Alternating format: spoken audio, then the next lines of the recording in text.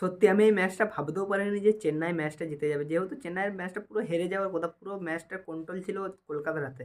দেখো ম্যাচটা হচ্ছিল চেন্নাই ভার্সেস কলকাতা, যেখানে কলকাতা ফার্স্ট ব্যাট করে রান করে 20 ওভারের মাথায় 6 উইকেট হারিয়ে 178 79 টার্গেট দিয়ে, যেখানে কলকাতাকে আরেকটু ভালো পারফর্ম করতে হতো, কমসে কম 190 95 টার্গেট দিতে হতো চেন্নাইকে। তবে চেন্নাই যখন চেন্নাই যখন ব্যাট করতে আসে, কিন্তু চেন্নাইয়ের পাওয়ার প্লে 6 ওভারের মধ্যে কিন্তু তাদের 5টা উইকেট পড়ে যায়। 5টা উইকেট পড়ে যায় পাওয়ার প্লের মধ্যে। তারপর থেকে এত সুন্দরভাবে চেন্নাই কামব্যাক করে কিন্তু ম্যাচটা জিতে যায় চেন্নাই।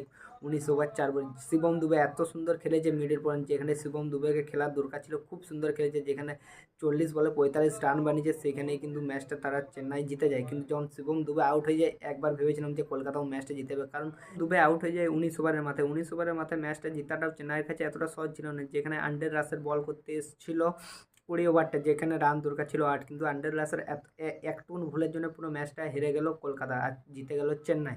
যেখানে আন্ডার রাসেল ফার্স্ট বলে এসে কিন্তু ফুলটস দিয়ে দেয়, ফুলটস দেওয়ার কারণে কিন্তু ধোনি একটা 6 মেরে দেয় ফার্স্ট বলে। যেখানে 8 রান প্রয়োজন ছিল, সেখানে ফার্স্ট বলে 6, মানে বুঝতে পারছো পুরো ম্যাচটা ওইখানেই শেষ।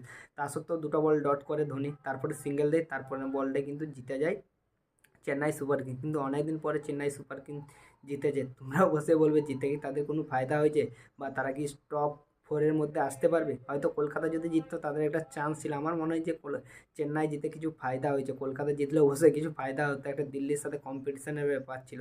যাই হোক, তোমরা তোমাদের মতামতটা বলে যাবে।